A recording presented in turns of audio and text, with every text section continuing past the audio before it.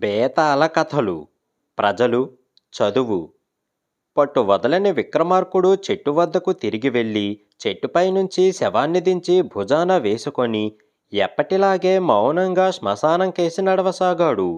అప్పుడు శవంలోని బేతాళుడు, రాజా, ఇంత అర్ధరాత్రి వేళ భూతప్రేతాలు విషసర్పాలు విచ్చలవిడిగా తిరుగాడే ఈ శ్మశానములో ఏ ఆశయ సాధనకు నువ్విన్ని కష్టాలు సహించగలుగుతున్నావో అర్థం కాకుండా ఉన్నది.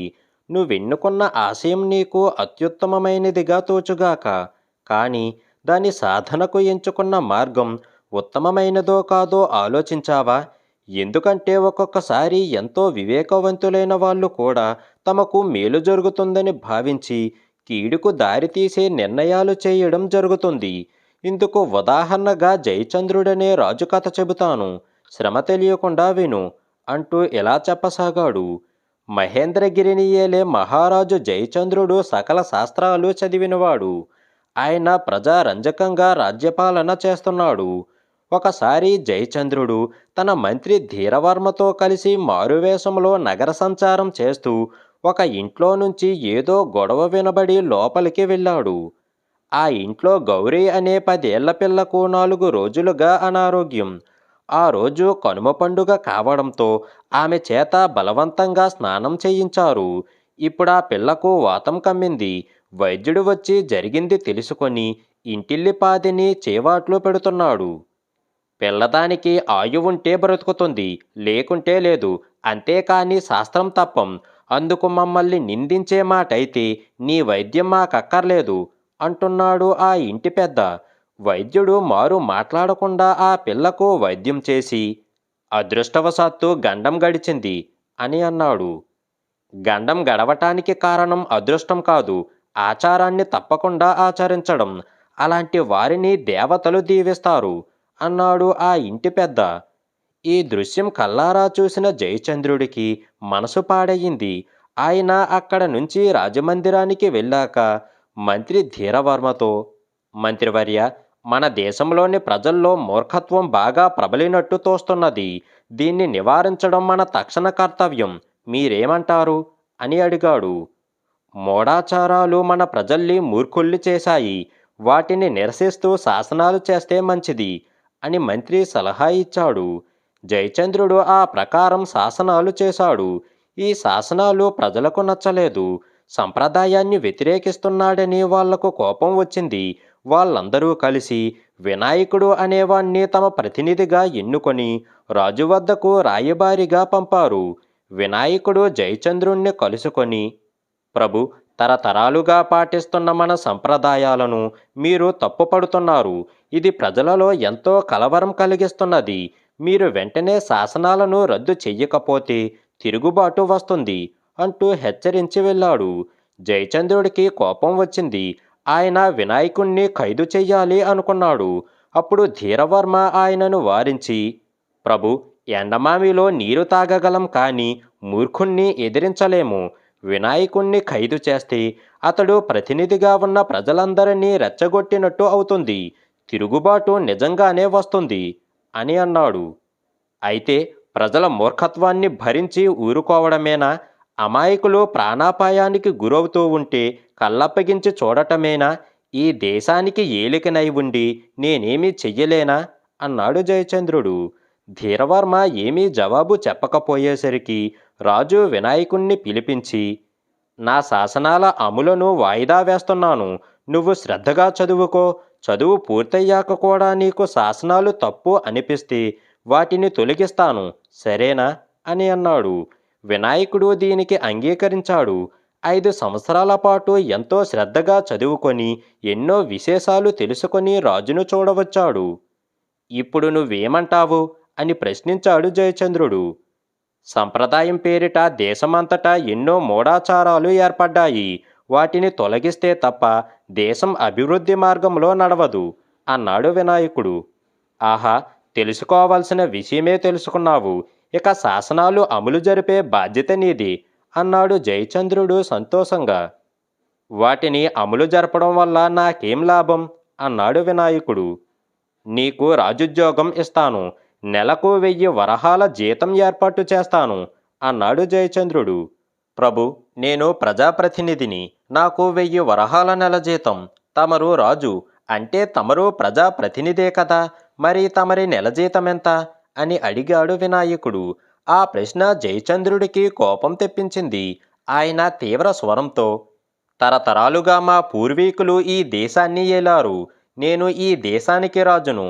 నీకు నాకు పోలికేమిటి అని అన్నాడు. వినాయకుడు చిన్నగా నవ్వి, పుట్టుక వల్ల రాజయ్యారు తమరు. ప్రజలు ఎన్నుకున్న ప్రతినిధిని నేను. ఒకానొక మూఢాచారం తమను రాజును చేసింది. మూఢాచారాలను తొలగిస్తూ తమరు శాసనాలు చేశారు. అంటే మన దేశంలో రాచరికం పోవాలనే కదా అని అన్నాడు. జయచంద్రుడు తెల్లబోయాడు. అతడికేం జవాబివ్వాలో తెలియక మంత్రికి కబురు పంపాడు. ధీరవర్మ వచ్చి వివరాలు తెలుసుకొని వినాయకుడితో, నీ ఆలోచన సబబుగా ఉంది.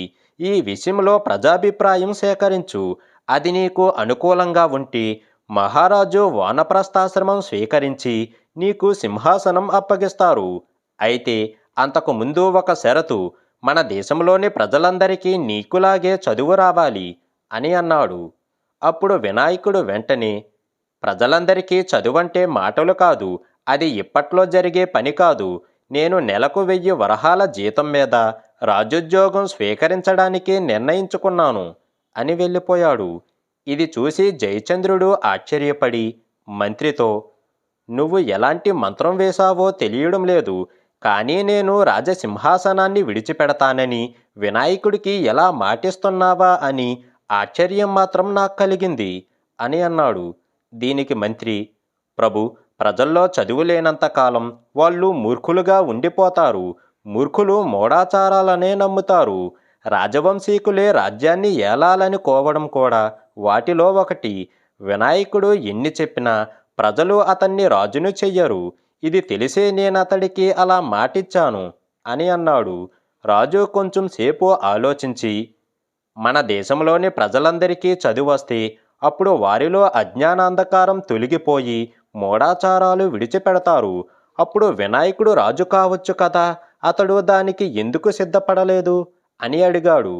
మంత్రి ధీరవర్మ నవ్వి, ప్రభు, సకల శాస్త్రాలు చదివారు. ఎప్పుడైనా వారసత్వపు రాచరికం మూఢాచారమని తమకు తోచిందా అని అన్నాడు. ఆ జవాబు వింటూనే జయచంద్రుడు నివ్వెరపోయి మౌనంగా ఆసనం మీద నుంచి లేచి అక్కడ నుంచి వెళ్ళిపోయాడు. బేతాళుడు ఈ కథ చెప్పి, రాజా, వినాయకుడు ప్రజలెన్నుకున్న ప్రతినిధి. వాడు చదువుకున్నాక రాజు కావాలని ప్రయత్నించి చివరకు నెలకు 1000 వరహాల జీతం మీద రాజాస్థానంలో ఉద్యోగం చెయ్యడానికి ఎందుకు నిర్ణయించుకున్నాడు? ఇక రాజు జయచంద్రుడు, మంత్రి ధీరవర్మ ఆయనను ఎప్పుడైనా రాచరికం మూఢాచారమని తమకు తోచిందా అని ప్రశ్నించగానే ఆసనం మీద నుంచి మౌనంగా ఎందుకు లేచిపోయాడు? ఈ సందేహాలకు సమాధానం తెలిసి కూడా చెప్పకపోయావో నీ తల పగిలిపోతుంది అని అన్నాడు. దానికి విక్రమార్కుడు, ఎంత చదివినా మనిషి స్వార్థాన్ని విడిచిపెట్టలేడు. స్వార్థాన్ని విడిచిపెట్టేలా చేయించేది అసలైన చదువు. అది అందరికీ లభ్యం కాదు. చదువుకోగానే రాజు కావాలని వినాయకుడు ఆశపడ్డాడు. ప్రస్తుతం అలాంటి చదువే ఆ దేశంలో ఉన్నది. ఆ చదువును అందరికీ అందుబాటులో ఉండేలా చేస్తే ఎవరికి వారే రాజు కావాలని అనుకుంటారు. ఇప్పుడొక్కడే వినాయకుడు, అప్పుడు దేశమంతటా వినాయకులతో నిండిపోతుంది. ఎంత చదువుకున్నా తొలగిపోని మూర్ఖత్వం ఈ వారసత్వపు రాచరికమే. ఇది అర్థం చేసుకున్న వినాయకుడు సాటి ప్రజలతో పోటీ పడటానికి బదులు రాజు వద్ద ఉద్యోగుగా ఉండటమే మేలని గ్రహించాడు. ఇక రాజు జయచంద్రుడు హఠాత్తుగా తన ఆసనం మీద నుంచి లేచిపోవడానికి కారణం ఆయన మంత్రి మాటల ద్వారా తన వారసత్వపు సింహాసనం కూడా ఒకానొక మూర్ఖాచారమే అని పరిభ్రమిస్తున్నాడని గ్రహించడం అని అన్నాడు. రాజుకు ఈ విధంగా మౌనభంగం కలగగానే బేతాళుడు శవంతో సహా మాయమై తిరిగి చెట్టెక్కాడు. వింత పానీయం. పట్టు వదలని విక్రమార్కుడు చెట్టు వద్దకు తిరిగి వెళ్ళి చెట్టుపై నుంచి శవాన్ని దించి భుజాన వేసుకొని ఎప్పటిలాగే మౌనంగా శ్మశానంకేసి నడవసాగాడు. అప్పుడు శవంలోని బేతాళుడు, రాజా, కన్ను పొడుచుకున్నా కానరాని ఈ అర్ధరాత్రి వేళ భీతిగొలిపే ఈ శ్మశానంలో నువ్వు పడుతున్న ఇక్కట్లు చూస్తూ ఉంటే ఒక్కొక్కసారి నీ మీద జాలికి బదులు కోపం కలుగుతూ ఉంటుంది. ప్రతి ఒక్క రాజు శత్రురాజుల పన్నాగాలు, దేశ ప్రజల్లో ఉన్న రాజద్రోహుల గురించి ఎప్పటికప్పుడు తెలుసుకునేందుకు గూఢచారులను ఎంతో వ్యయ ప్రయాసల కోర్చి పోషిస్తూ ఉంటారు. ఇలాంటిదేమీ లేకుండా వాళ్ళ నిజస్వరూపాలను తెలుసుకునేందుకు అతి సులభమైన మార్గముండి కూడా దాన్ని కాదన్న మయూరాక్షుడనే రాజు కథ చెబుతాను. శ్రమ తెలియకుండా విను అంటూ ఇలా చెప్పసాగాడు. చాలా కాలం క్రితం కాంబోజ దేశాన్ని పాలించిన మయూరాక్షుడికి వింత వస్తువులంటే ఎంతో మక్కువ. అలాంటివి తెచ్చిన వాళ్లను బంగారు కాసులతో ఘనంగా సన్మానించేవాడు. అందుచేత దేశదేశాల నుంచి ఎందరో వింత వస్తువులతో రాజును చూడవచ్చేవారు. ఒకసారి మయూరాక్షుడు కొలువులో తీరి ఉండగా ఒక అపరిచితుడు వచ్చి రాజుకు వంగి నమస్కరించి, మహారాజా, నేను భూతాలకు గురువైన కలహకేతుడికి ప్రియ శిష్యుణ్ణి. ఎంతో కాలం ఆయనకు సేవలు చేసి ఆయన వల్ల ఒక వింత పానీయం తయారు చేసే విధానం తెలుసుకున్నాను. నా పేరు గరళభోగి అని అన్నాడు. వాడి చేతిలో కూజా లాంటి ఒక అందమైన పాత్ర ఉన్నది. వాడి కళ్ళు జీవం లేని శవం కళ్ళులా ఉన్నాయి. తల బోడిగా ఉండి పిల్లిగడ్డం మాత్రం ఉన్నది. మయూరాక్షుడు వాడి వింత ఆకారం కేసి ఆశ్చర్యంగా చూస్తూ, ఆ పాత్రలో ఉన్నది నువ్వు చెప్పే వింత పానీయం అనుకుంటాను. ఏమిటి దాని వింత అని అడిగాడు. మహారాజా, ప్రతి మనిషిలోనూ మనకు కనిపించని ఇంకొక మనిషి ఉంటాడు. వాడే అసలు సిసలైనవాడు. ఈ పానీయం సేవిస్తే ఆ మనిషిలోని మనిషిని మనం చూడగలం అన్నాడు వినయంగా పిల్లిగడ్డం వాడు. మనిషిలో మనిషి ఉండటం ఏమిటి? నీ మాటలు నాకు సరిగా బోధపడడం లేదు అన్నాడు మయూరాక్షుడు. మహారాజా, మీ మీద ఎంతో భక్తి విశ్వాసాలు నటిస్తూ మీరంటే గిట్టిన వాళ్ళు ఎందరో ఉంటారు. ఈ పానీయం తాగిస్తే వాళ్ళ నిజరూపం బయటపడుతుంది. అదిగో ఆ నిలబడి ఉన్న కాపలా భటుడికి ఈ పానీయం ఇచ్చి చూడండి అన్నాడు పిల్లిగడ్డంవాడు. రాజు వెంటనే కాపలా భటుణ్ణి పిలిచి వాడి చేత ఆ వింత పానీయం తాగించాడు. ఒక్క క్షణకాలం గడిచేసరికి ఆ భటుడు పూనకం వచ్చిన వాడిలా ఊగిపోతూ రాజుకు కొంచెం దూరంలో కూర్చుని ఉన్న భవన రక్షకుడు వీరపాలుడికేసి కళ్ళెర్ర చేసి చూస్తూ, ఒరే వీరపాలు, నలుగురిలో నా చెంప మీద కొట్టి నా అంత వాణ్ణే అవమానిస్తావా అంటూ చేతిలో ఉన్న ఈటెను వీరపాలుడి మీదకి విసిరాడు. అయితే వీరపాలుడు ఒక్క ఉదుటున ఆసనంలో నుంచి పక్కకు గెంతి ప్రాణాపాయం నుంచి బయటపడ్డాడు. జరిగిన దానికి సభలో కలకలం చెలరేగింది. రాజు భిన్నుడై సంగతేమిటని వీరపాలుణ్ణి విచారిస్తే ఒకసారి ఆ కాపలా భటుడు విధి నిర్వహణలో పొరపాటు చేసినందుకు వాడి చెంప మీద కొట్టిన మాట నిజమేనని ఒప్పుకున్నాడు.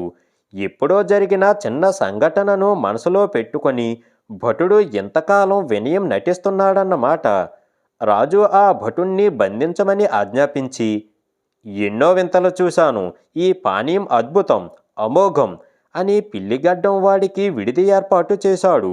ఆ రాత్రి వీరపాలుడు రాజును ఏకాంతంగా కలుసుకొని, మహారాజా, ఆ పిల్లిగడ్డం వాడు కాపలా భటుడు కలిసి నాటకం ఆడారని నాకు అనుమానంగా ఉన్నది. ఆ వింత పానీయం నాకు కొంచెం ఇప్పిస్తే స్వయంగా పరిశీలించి మీకు చెబుతాను అని అన్నాడు. రాజుకు ఈ ఆలోచన నచ్చింది. ఆయన పిల్లిగడ్డం వాడి దగ్గర నుంచి ఒక చిన్న పాత్రలో వింత పానీయం తెప్పించి వీరపాలుడికి ఇచ్చాడు. ఆ పాత్ర తీసుకుని వీరపాలుడు తిన్నగా శివాలయం దగ్గరకు వెళ్ళాడు. ఆలయం ముందున్న అరుగు మీద ఒక భక్తుడు ధ్యానం చేసుకుంటున్నాడు. జవజీవాలు ఊడిగి ఎప్పుడూ దైవచింతనలో గడిపే అతడికి వింత పానీయం ఇస్తే ఖచ్చితంగా నిజానిజాలు తెలుస్తాయని వీరపాలుడి ఆలోచన. అతడు భక్తుణ్ణి సమీపించి, స్వామి, నేను కాశీయాత్ర చేసి వస్తున్నాను. ఇది అక్కడ నుంచి తెచ్చిన పవిత్ర జలం, కొంచెం సేవించండి అని వింత పానీయం ఉన్న పాత్రను అతనికి అందించాడు. భక్తుడు ఆ పాత్రను అందుకొని, బిడ్డ, నీకు పరమశివుడు మేలు చేస్తాడు అని ఆ వింత పానీయాన్ని గుటగుట తాగేశాడు. తర్వాత 4-5 నిమిషాలు గడిచాయి. ఉన్నట్టుండి భక్తుడు పూనకం వచ్చిన వాడిలా ఊగిపోతూ వీరపాలుణ్ణి ఆపాదమస్తకం పరిశీలనగా చూసి, శరభ శరభ అంటూ తన చేతికర్రతో వీరపాలుణ్ణి స్పృహ కోల్పోయేలాగా కొట్టాడు. ఆ తర్వాత భక్తుడు వీరపాలుడి చేతివేళ్లకు ఉన్న బంగారు ఉంగరాలు, మెడలోని హారం గుంజుకొని పరిగెత్తసాగాడు. అయితే ఆ సమయంలో గస్తీ తిరుగుతున్న భటులు అతన్ని పట్టుకొని కొట్టి కారాగృహానికి పంపించి వీరపాలుణ్ణి ఇంటికి చేర్చారు. ఆ మర్నాడు రాజు విశ్రాంతి మందిరంలో రాణితో మాట్లాడుతూ వీరపాలుడు దెబ్బలు తినడం గుర్తుకు వచ్చి పెద్దగా నవ్వసాగాడు. అప్పుడు రాణి ఆయన కేసి ఆశ్చర్యంగా చూస్తూ, తమ నవ్వుకు కారణం ఏమిటో అడగవచ్చా అని అన్నది. మరేం లేదు, మన వీరపాలుడు ఆ వింత పానీయాన్ని నమ్మక శివాలయం దగ్గర ధ్యానం చేసుకుంటున్న ఒక భక్తుడి చేత తాగించి ఒళ్ళు హోనం చేయించుకున్నాడు. అది గుర్తుకు వచ్చి నవ్వాగడం లేదు అన్నాడు రాజు. ఆ పానీయం అంత గొప్పదా అని అడిగింది రాణి. ఆ పానీయం గొప్పదనాన్ని గ్రహించాను గనుకే దాని మీద 10 లక్షల బంగారు కాసులు ఖర్చు చేయదలిచాను అన్నాడు మయూరాక్షుడు. మహారాజా, నేను విన్నదాన్ని బట్టి ఆ పానీయం మీద సదుద్దేశం లేదు. కొంత పానీయం ఇప్పించారంటే నేను ప్రయత్నించి నా అభిప్రాయం చెబుతాను అన్నది రాణి. ఆ మాటలకు రాజు పెద్దగా నవ్వి, మహారాణి, నీకు వీరపాలుడు జాడ్యమే పట్టినట్టు ఉన్నది. సరే, ఆ పానీయం ఇప్పిస్తాను. వీరపాలుడిలాగా మంచాన పడతావేమో జాగ్రత్త అని అన్నాడు.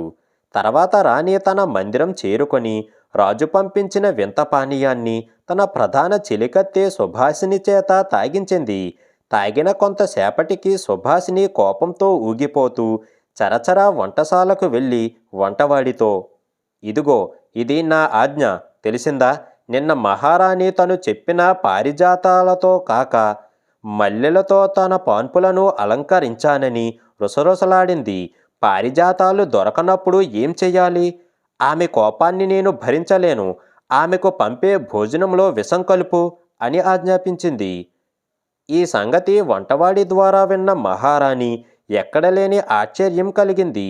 ఆ రాత్రి మయూరాక్షుడు అంతఃపురానికి వస్తూనే, ఏమైంది మహారాణి? వింత పానీయం మీద నీ అనుమానం తీరిందా? దాని మహిమ అద్భుతమని ఒప్పుకుంటావా? ఆ పానీయం పుణ్యమా అని 2 దుర్మార్గులు బయటపడ్డారు. అందుకే ఎంత ఖర్చైనా వెనకాడక మన ఉద్యోగులకు, నగర ప్రజలకు సరిపడా వింత పానీయం తయారు చేయించి మనుషుల్లోని మర్మం తెలుసుకోవాలి అనుకుంటున్నాను.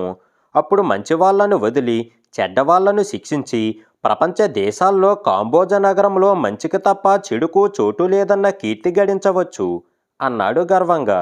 భర్త చెప్పినదంతా విన్న రాణి ఆయనకు తన చెలికత్తె సుభాషిణి వంటవాడికి ఎలాంటి ఆజ్ఞలిచ్చిందో వివరించి, మహారాజా, ఒకనాడు మీరు నేను ఉద్యానవనంలో విహరిస్తున్నప్పుడు నేను ఒక మొగలి పొదలో మొగలి రేకు ఒకటి తుంచబోతూ ఉంటే మిన్నాగు ఒకటి నన్ను కాటేయబోయింది. అప్పుడు సుభాషిణి తన ప్రాణాల్ని లెక్క చెయ్యకుండా ఆ పామును ఒడిసి పట్టుకొని దూరంగా విసిరికొట్టింది. ఇది స్వయంగా మీరు చూసిందే కదా. అలాంటి సుభాషిణి నన్ను చంపే ప్రయత్నం చెయ్యడం ఏమిటి అని అన్నది. ఇది విన్న మహారాజు మయూరాక్షుడు కొంతసేపు దీర్ఘంగా ఆలోచిస్తూ మౌనంగా ఉండిపోయి చప్పున ఆసనం మీద నుంచి లేచి అంతఃపుర ముఖద్వారం కేసి వేగంగా వెళ్ళి అక్కడ ఉన్న గంటను మోగించాడు. ఆ మరుక్షణం బిలబిలమంటూ వచ్చిన 4 భటులను వెంటనే అతిథి గృహంలో ఉన్న పిల్లిగడ్డం వాణ్ణి బంధించి కత్తుల బావిలోకి తోసేయండి అని ఆజ్ఞాపించాడు. బేతాళుడు ఈ కథ చెప్పి, మహారాజా, మయూరాక్షుడు పిల్లిగడ్డం వాణ్ణి కత్తుల బావిలో తోయమని భటులను ఆజ్ఞాపించడం అనాలోచితం, అవివేకం అవుతుంది కదా. వాడు ఏ మంత్రతంత్రాలు ప్రయోగించకుండానే ప్రత్యక్ష సాక్ష్యంగా వింతపానీయం ఎంత శక్తివంతమైనదో రుజువు చేశాడు. పైగా వాడు ఏ దారేపోయే బైరాగో కాదు. సాక్షాత్తు భూతాలకు గురువైన కలహకేతుడి ప్రియ శిష్యుడైన గరళభోగి. రాజు ఆ పానీయం ద్వారా తన పట్ల నిజమైన భక్తి శ్రద్ధలు కలవారు ఎవరో, ఎవరు భక్తి శ్రద్ధలు కలవాళ్ళుగా నటిస్తున్నారో తెలుసుకోవచ్చు కదా. అంతేకాక దేశంలో ఉన్న దుష్టులను, రాజద్రోహులను పానీయం ద్వారా గుర్తించి తగు విధంగా శిక్షించవచ్చు. రాజు ఇలాంటి సదవకాశాన్ని చేజార్చుకోవడంలో మహారాణి ప్రమేయం కూడా ఉన్నదా? ఈ సందేహాలకు సమాధానం తెలిసి కూడా చెప్పకపోయావో నీ తల పగిలిపోతుంది అని అన్నాడు. దానికి విక్రమార్కుడు, రాజుకు స్వభావ సిద్ధంగా ఉన్న వింత వస్తువుల పట్ల మితమీరిన మక్కువే ఆయనను వింతపానీయం విషయంలో అపమార్గం పట్టించింది. అసలు మధుపానీయమే మనిషి బుద్ధిని వక్రపరిచి మంచి చెడుల మధ్య గల తేడాను మరిచేలా చేస్తుంది. ఇక పిల్లిగడ్డంవాడు తాను భూతాల గురువుకు ప్రియ శిష్యున్నని చెప్పినప్పుడు కూడా వాడు భూతమన్న వాస్తవాన్ని ఆయన గుర్తించలేకపోయాడు. మహారాణి తన ప్రధాన చెలికత్తె సుభాషిని వింత ప్రవర్తన గురించి చెప్పిన తర్వాతే రాజుకు పిల్లిగడ్డం వాడి నిజరూపం అర్థమయ్యింది.